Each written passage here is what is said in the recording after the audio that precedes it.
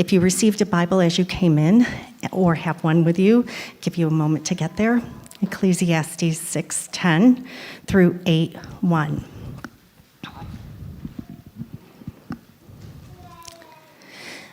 Whatever has come to be has already been named, and it is known what man is, and that he is not able to dispute with one stronger than he. The more words, the more vanity, and what is the advantage to man? For who knows what is good for a man while he lives the few days of his vain life, which he passes like a shadow? For who can tell man what will be after him under the sun? A good name is better than a precious ointment, and the day of death than the day of birth. It is better to go to the house of mourning than to go to the house of feasting. For this is the end of all mankind, and the living will lay it to heart. Sorrow is better than laughter, for by sadness of face the heart is made glad. The heart of the wise is in the house of mourning, but the heart of fools is in the house of mirth. It is better for a man to hear the rebuke of the wise than to hear the song of fools. For as the crackling of thorns under a pot, so is the laughter of the fools. This also is vanity. Surely oppression drives the wise man into madness, and a bribe corrupts the heart. Better is the end of one thing than its beginning, and the patient in spirit better than the proud in spirit. Be not quick in your spirit to become angry, for anger lodges in the heart of fools. Say not, why were the former days better than these? For it is not from wisdom that you ask this. Wisdom is good with an inheritance, an advantage to those who see the sun. For the protection of wisdom is like the protection of money, and the advantage of knowledge is that wisdom preserves the life of him who has it. Consider the works of God, who can make straight what he has made crooked. In the day of prosperity, be joyful, and in the day of adversity, consider. God has made the one as well as the other, so that man may not find out anything that will be after him. In my vain life, I have seen everything. There is a righteous man who perishes in righteousness, and there is a wicked man who prolongs his life in his evil doing. Be not overly righteous, and do not make yourself too wise. Why should you destroy yourself? Be not overly wicked, neither be a fool. Why should you die before your time? It is good that you should take hold of this, and from that withhold not your hand, for the one who fears God shall come out from both of them. Wisdom gives strength to the wise man more than 10 rulers who are in a city. Surely there is not a righteous man on earth who does good and never sins. Do not take to heart all the things that people say, lest you hear your servant cursing you. Your heart knows that many times you yourself have cursed others. All this I have tested by wisdom. I said, I will be wise, but it was far from me. That which has been is far off and deep, very deep. Who can find it out? I turned my heart to know and to search out and to seek wisdom and the scheme of things, and to know the wickedness of folly and the foolishness that is madness. And I find something more bitter than death. The woman whose heart is snares and nets, and whose hands are fetters. He who pleases God escapes her, but the sinner is taken by her. Behold, this is what I found, says the preacher, while adding one thing to another to find the scheme of things which my soul has sought repeatedly, but I have not found. One man among 1,000 I found, but a woman among all of these I have not found. See, this alone I found, that God made man upright, but they have sought out many schemes. Who is like the wise? And who knows the interpretation of a thing? A man whose wisdom makes his face shine and the hardness of his face changed. This is God's word for us today.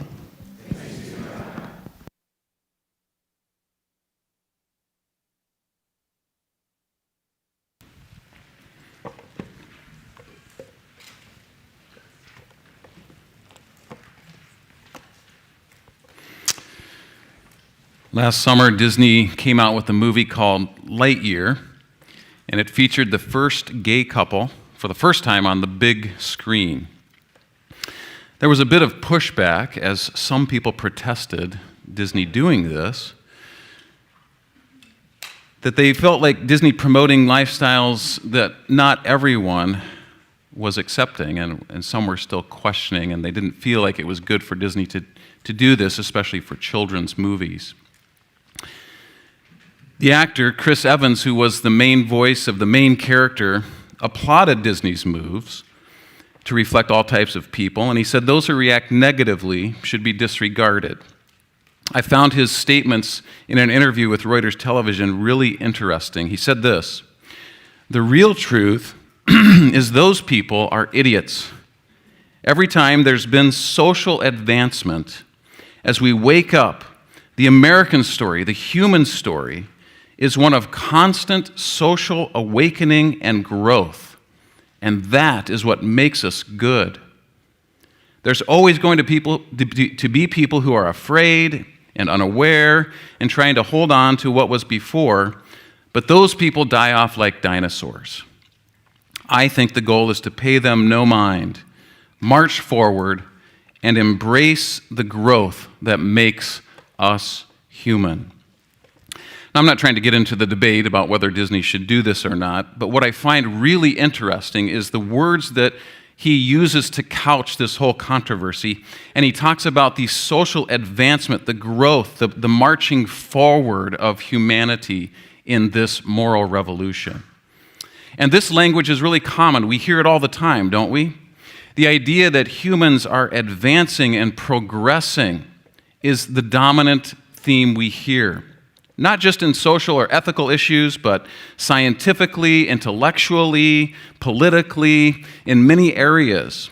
The idea is that humans are advancing. And that man's continual efforts, our hope is that man's continual efforts will continue to improve and perfect our world. This is really the evolutionary theory, right?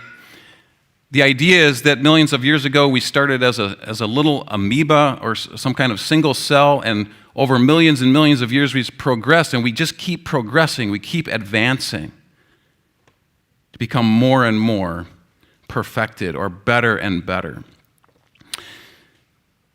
But Ecclesiastes, along with the rest of the Bible, will challenge that perspective. Is humanity progressing and advancing? What is the truth about mankind? Today, the passage that we're looking at is going to delve into this question. Who is man? What is the human story? And what makes us good? Those are the questions we want to look at. Now, as we begin in verse 10 of chapter 6, we're coming to a turning point in Ecclesiastes. Notice that the author identifies this. He says, whatever has come to be has already been named. It's kind of a summary statement. And it tells us what he's been doing over the last 3 chapters.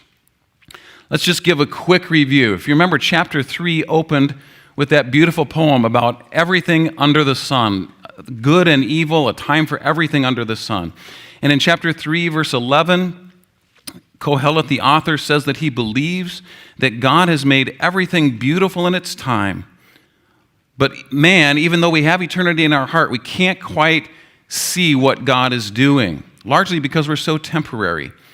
And we have vanity. We see vanity all around us. And so Kohelet identifies the vanity that he sees in the world that we all experience. That's been the last 3 weeks. We've looked at the 10 vanities that he has observed.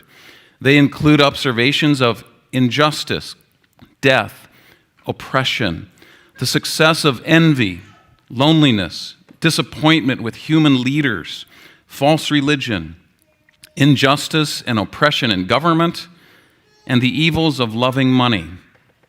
Along the way, he suggested that there's a better way to respond to many of these vanities. And consistently, he has held out the possibility of experiencing God's gift of joy and satisfaction within the vanity that we all experience in the fallen world. So this is what has come to be. What we've been looking at the last 3 weeks. God has subjected the creation to futility to accomplish his perfect work. He is doing something. And our memory verse that we suggested for this passage, Romans 8, tells us that he is forming glorious children of God through the sufferings of this present time. But our experience or the sufferings of this time are like the pains of childbirth before the child is born. And so that brings us to this new section today. That's what he's been talking about. He's already named what has come to be. He's going to stop looking at the vanity around us. He's going to change his focus to looking at man. Notice what he says here. It is known what man is. It's known what man is. He assumes that there is a knowledge about who man is. Now, where does he get that assumption? Well, that's the Old Testament perspective, right? This is an Old Testament book. In the Old Testament, Genesis 1 to 3 and the first 5 books of the Bible tell us clearly what man is. Man is sinful. He's a fallen creature under God's judgment in need of redemption. Contrary to popular opinion, man is not progressing along the evolutionary path. He has regressed or fallen from a state of innocence into a state of sin and corruption. Man cannot redeem himself through his own righteousness or through his wisdom, because as we will see in our passage today, man is unrighteous and unwise.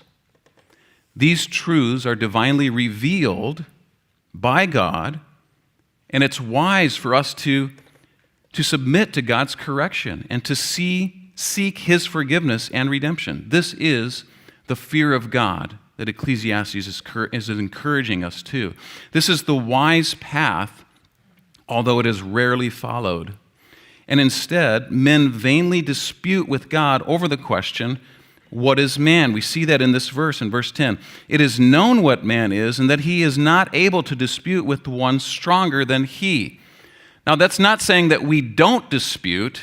It's just saying that we cannot win this argument because God is stronger than us. But we do dispute with God about who we are and what is our right relationship with God. But he says that these disputes, these words just increase the vanity in the world. Notice verse 11. The more words, the more vanity, and what is the advantage to man?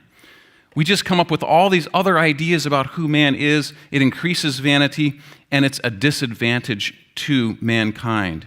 As men pursue their different philosophies and experiment with different conceptions and imaginative ideas about who man is and how he should live, few know what is good for man to do during his vain and fleeting life. And that's what Solomon, again, he said this many times. He says it again in verse 12. For who knows what is good for a man while he lives the few days of his vain life, which he passes like a shadow? That's the question that he consistently asks over and over throughout this book, and he's asking it here again today. And he's going to answer this question, what is good for man during his life? Well, he's going to tell us in verse 11, wisdom is good. Wisdom is good. That's the emphasis of the passage today. I know this passage is a little confusing. It's long, but you'll notice that there is this repeated theme throughout. I've tried to make a slide. I don't think it fit. Well, there it is. Okay, so what I was trying to do, and it's hard to get on one screen, I was trying to put the whole chapter and highlight the sections where he talks about wisdom, the advantages of wisdom. So in 11 and 12, he says that wisdom is what is good. It gives us protection. It's an advantage. It preserves life. Verse 19 says, wisdom gives us strength. And then chapter 8, verse 1, A man's wisdom makes his face shine. It brings joy to a person. And so that's the emphasis of this passage that we see through this repeated encouragement to get this wisdom. And so the question is, how do we get this wisdom? And that's the emphasis of the passage this morning. We get this wisdom by responding wisely to God's work of subjecting the world to futility. And he's going to teach us this wisdom in a couple different ways. There's two main sections. The first section is this section of Proverbs in verses 1 through 10. And it teaches us to get wisdom through wise conduct. So, because our passage is so long today, I can't go in detail into each one of these Proverbs. We could probably do a whole sermon on these Proverbs in and of themselves, but I want to try to just paint in broad strokes, give you an idea of, I think, what he's trying to say to us here. How we get wisdom, there's 5 things that he's going to suggest here in these Proverbs.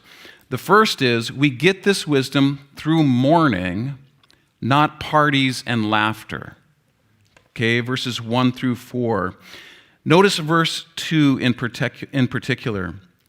It is better to go to the house of mourning than to go to a house of feasting, for this is the end of all mankind. Again, who is man? What is man? Well, this is the end of all mankind, right? It's death.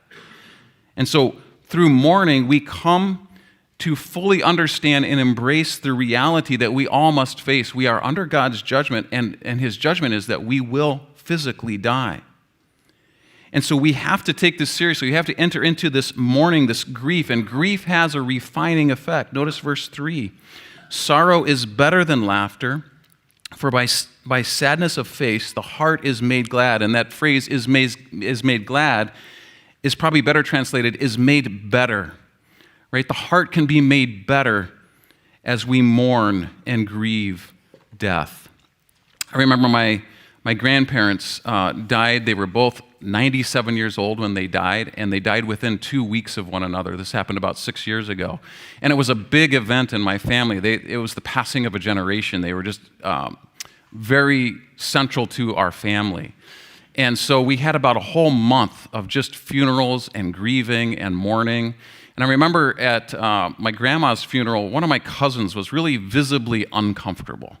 And she just said, there's too much sadness here. We just need to go out and have some fun tonight. You know, she's just, and that's the way some people respond to sorrow, to grief, to death, right? They just ignore it. They just try to push it away and go off and have a party or go to the bar and drink, right? But he's saying, don't do that. Enter into the mourning process. Let it have its effect. And I found with my grandparents' funerals, that month of mourning, it was difficult, but it had a good effect in my life. It caused me to profitably reflect on my life and how I should live.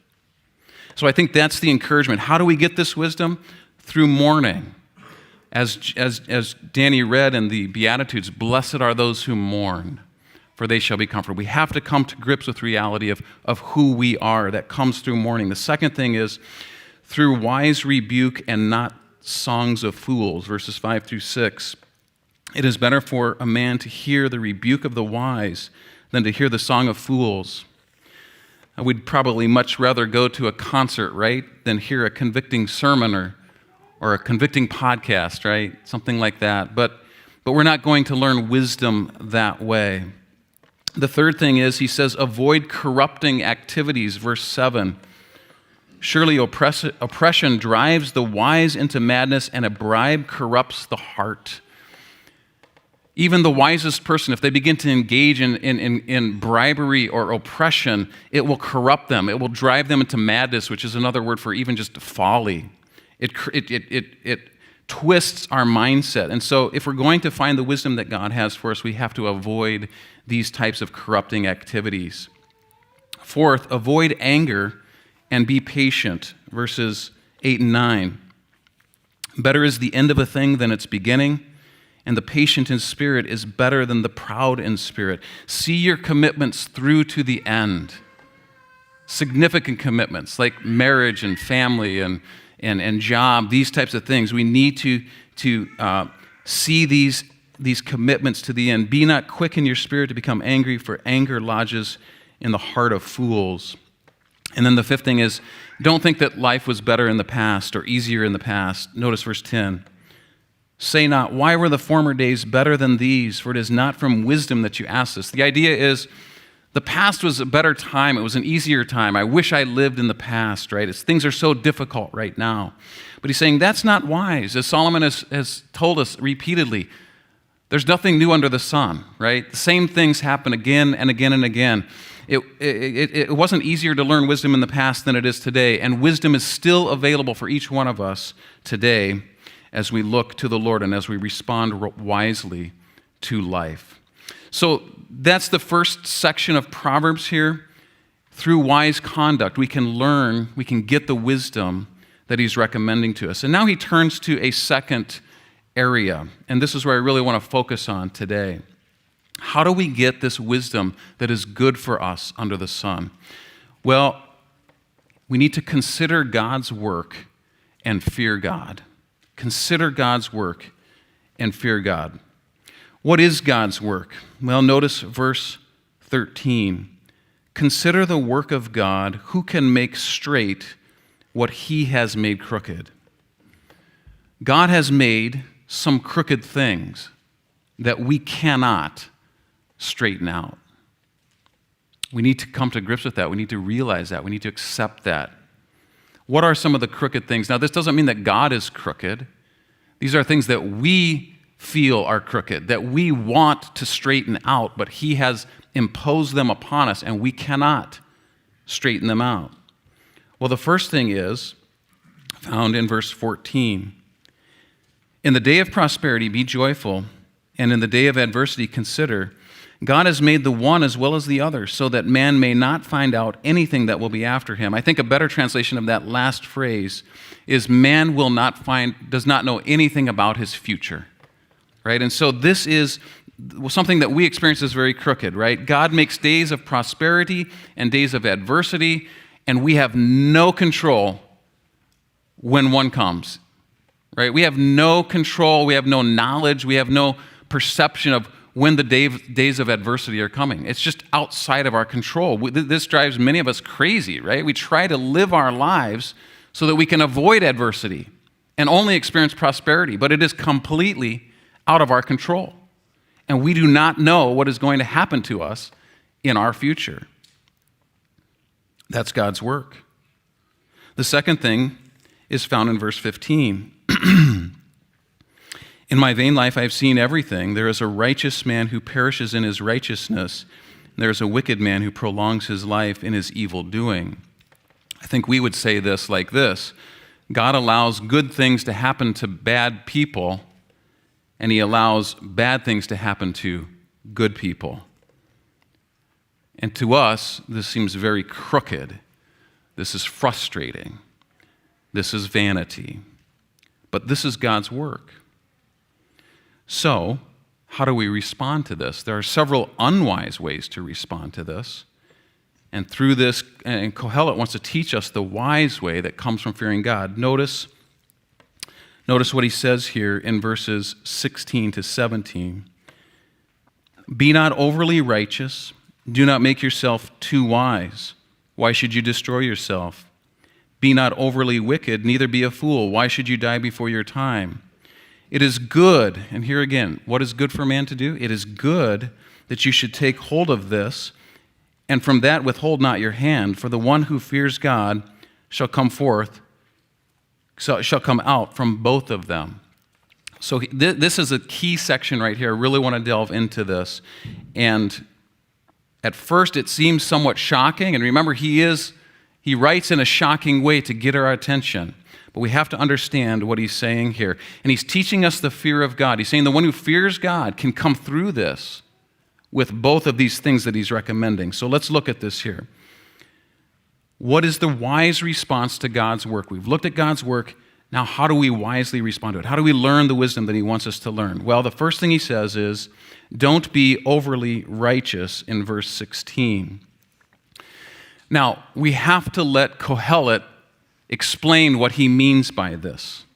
And he will do this in verses 20 to 21. I've made another. I've tried to show this here. He introduces the subject in verse 16, and then he explains what he means by overly righteous in verses 20 and 21. And notice what he says. In verse 20, surely there is not a righteous man on earth who does good and never sins. So, what does it mean to be overly righteous? It means this: to think that you are more righteous than you are, or to think that you can be more righteous than you can be, and to depend or trust in your righteousness to some degree.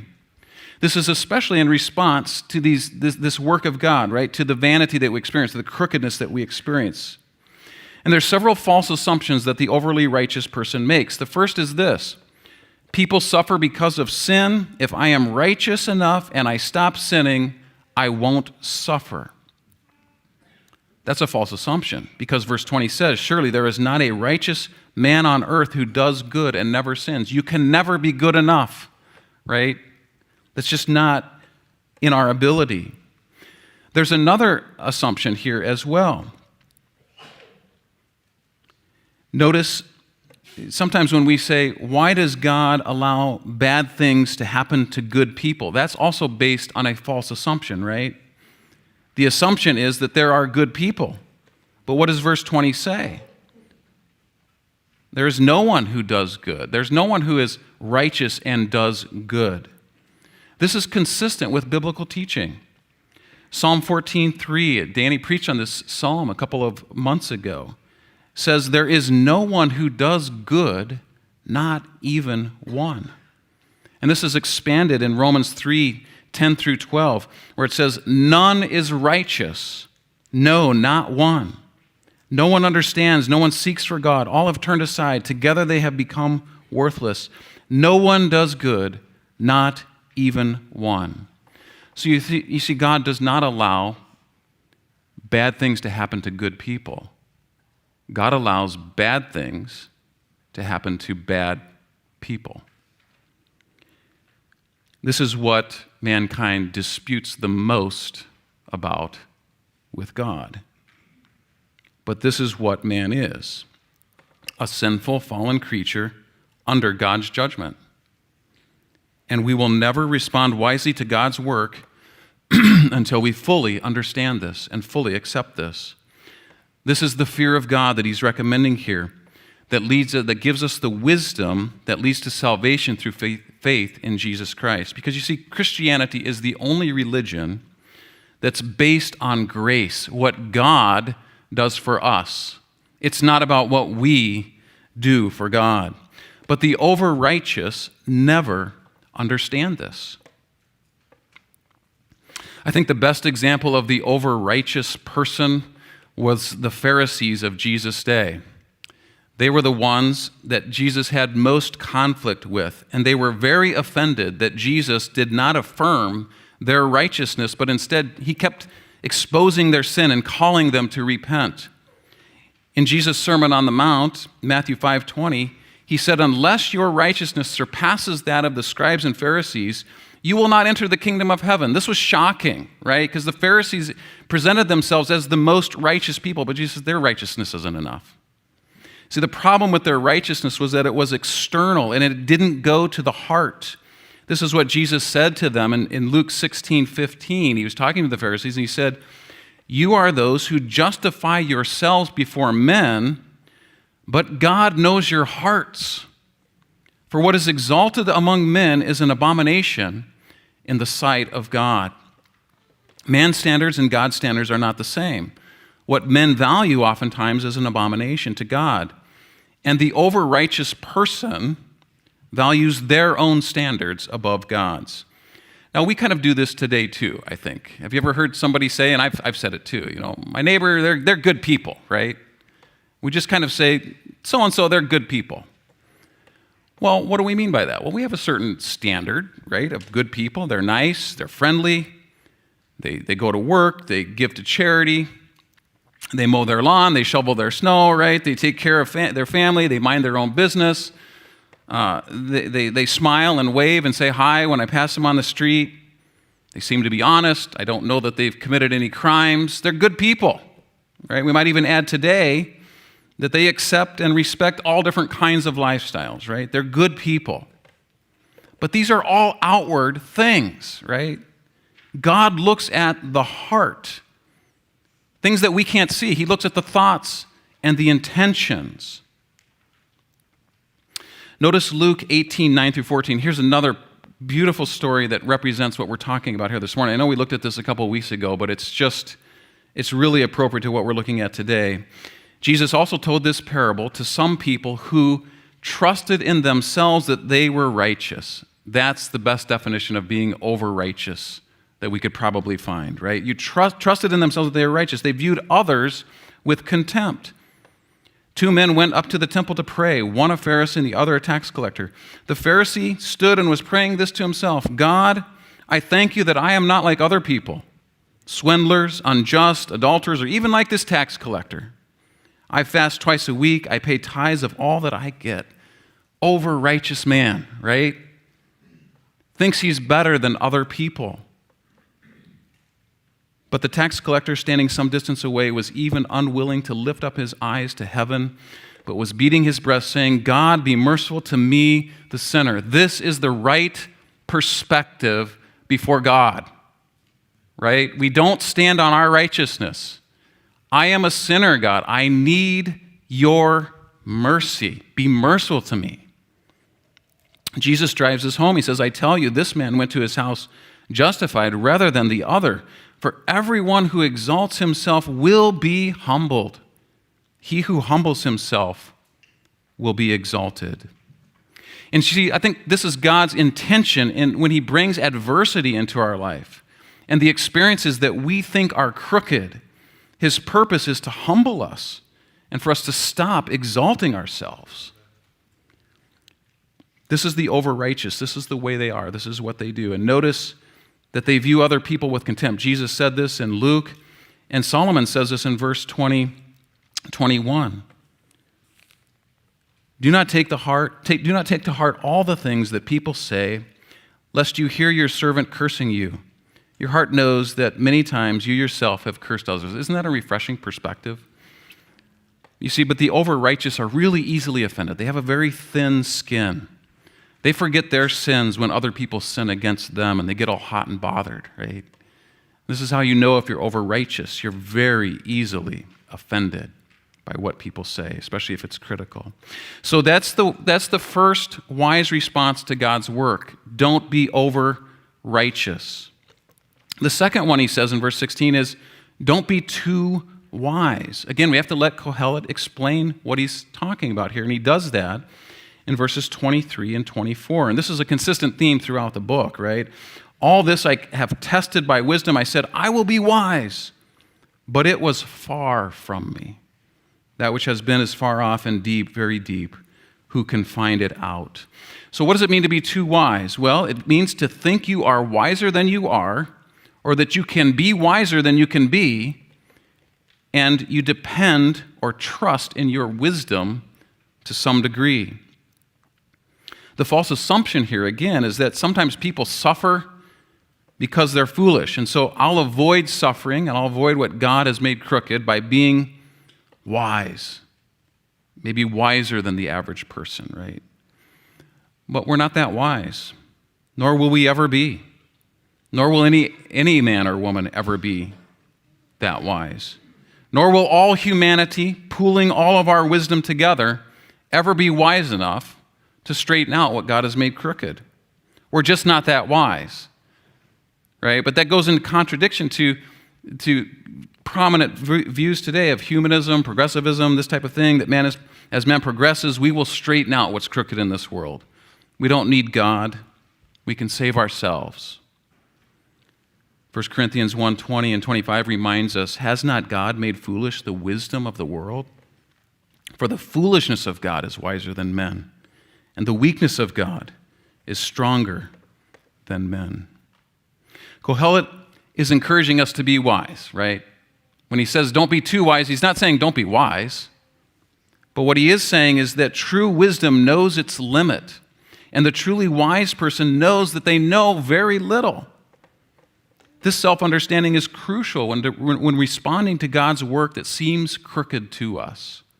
It calls for faith and trust in God rather than leaning on our own understanding. It calls for fearing God rather than exalting ourselves. Proverbs 3, 5, and 6 says it best. Trust in the Lord with all of your heart and do not lean on your own understanding. Acknowledge him in all of your ways. He will make your paths straight. The third and final wise response to God's work is don't be overly wicked or a fool. This kind of balances out the first two, right? The first two are don't be overly righteous and don't be too wise, but also don't be overly wicked and be a fool. He explains this in verses 25 to 26. He says, I turn my heart to know and to search out and to seek wisdom and the scheme of things and to know the wickedness of folly and the foolishness that is madness. I find something more bitter than death. The woman whose heart is snares and nets and whose hands are fetters. He who pleases God escapes her, but the sinner is taken by her. So the overly wicked or the foolish person gives oneself over to sinful desires. The idea is that that it doesn't matter, right? Good things happen to bad people, bad things happen to good people. It doesn't matter if I'm righteous. It doesn't matter whether I'm wise. So I'm just going to forget it all, and I'm going to just enjoy sin, right? This is a very common response. And Solomon uses the picture of the enslaving woman, and it's probably meant to be both literal and figurative or metaphorical. Right? Literally, in Solomon's day, the person who was marked as the sinner was the one who got caught up in sexual immorality. Proverbs 5 and 7 really warn about the sexually immoral woman who hunts for the precious life and seeks to capture it and destroy it. Since Proverbs was written from a father to a son, the immoral woman is used, but sexually immoral men are equally as dangerous. And then in Proverbs 9, he personifies both wisdom and folly as women in a metaphorical sense, right? And so the lady of wisdom gives life, the woman of folly gives death. Both are inviting men to come to their house and eat their food. And so I think the main point here is that although sin may at first feel freeing and exhilarating, it always leads to bondage, addiction, and enslavement. And he also says, oftentimes, even a premature death. There was a girl I grew up with in my childhood. Her brother was one of my best friends, and so my family knew her family. We did a lot of things together growing up, and I remember her being a very vivacious, joyful, energetic person. But then we moved away, we lost touch with them, and then I ran into her several years later when I was in college. And she had changed drastically. She had become a very bitter and hard person because she had a very close friend who suddenly, unexpectedly, and tragically died. And so she was just really bitter. She's like, I don't understand why God would take my friend from me. I don't know how he could let that happen. And I remember sitting with her and talking to her, and she said, it just doesn't matter if I go out tonight and get high or have sex or party. It just doesn't matter. Nothing matters. And so she had given herself over to that kind of lifestyle. And I think that's what Solomon is describing here. This is sometimes the response to God's work in our lives that we perceive to be crooked. We just give ourselves over to sin, and he's just saying that's just going to lead to a premature death. There's nothing good there. Now, verse 27 and 28 are very difficult in this passage. I think he's starting to sum things up, and he says something that's very confusing and difficult. Notice verse 27, behold, this is what I found, says the preacher, while adding one thing to another to find the scheme of things, which my soul has sought repeatedly, but I have not found. One man among 1,000 I found, but a woman among all these I have not found. Now, it seems to be a bit misogynistic, but we want to note a few things here. The author seems to go out of his way to say that he is not making a universal statement, but he is sharing his experience. Notice verse Verse 27, behold, this is what I found, says the preacher. This is the only editorial comment in the body of this book where it says the preacher. So it's like he's saying, this is my personal experience. Now, Kohelet, the author, is presented as Solomon. We know that Solomon, the Bible tells us, had 700 wives and 300 concubines. Many have noted that in such a situation, one's view of women can't help but be skewed, right? Now, we also read in 1 Kings 11:4 that Solomon's wives turned his heart away from God in his later years.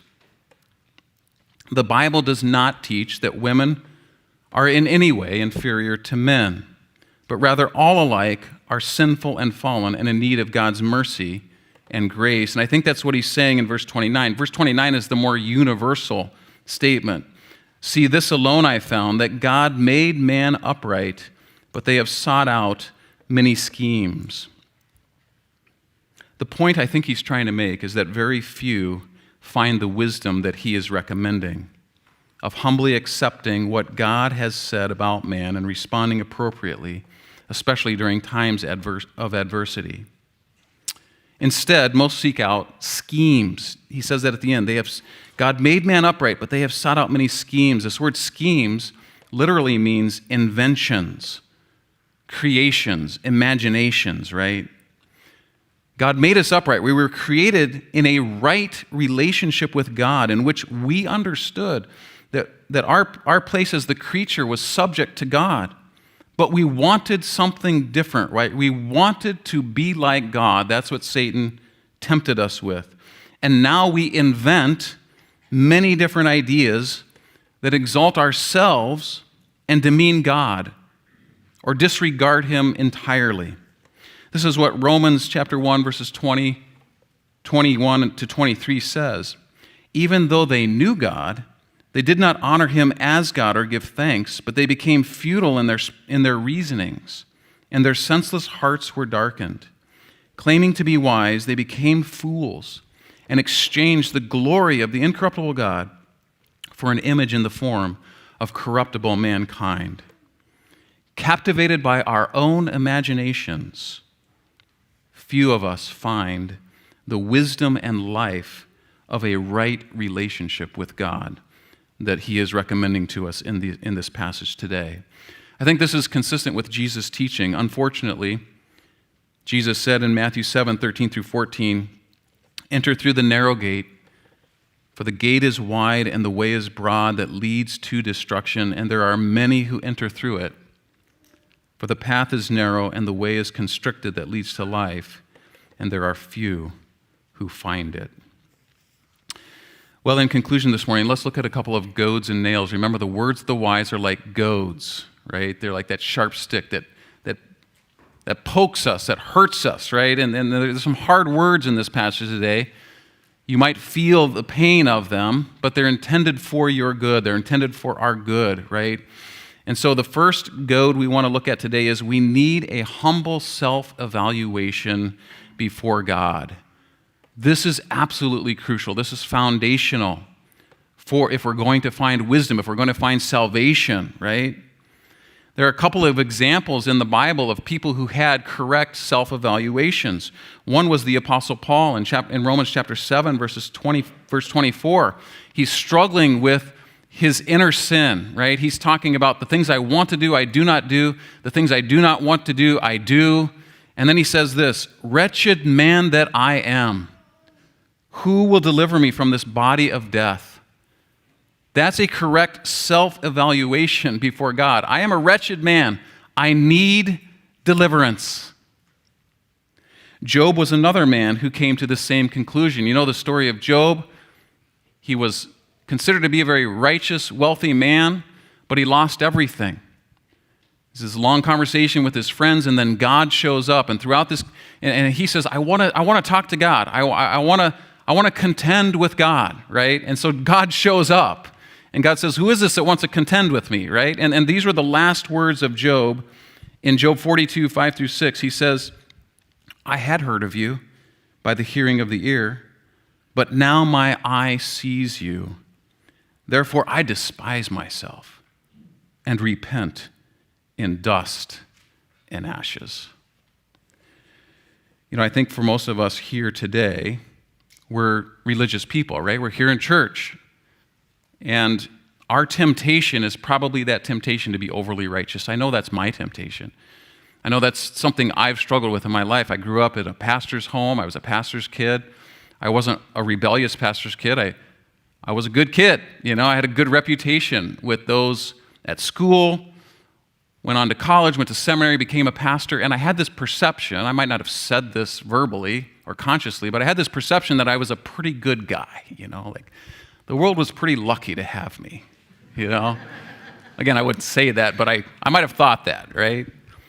But it was through some times of adversity, some very difficult times in my life that God had to break me of this, had to convict me that, Greg, you're not better than anyone else.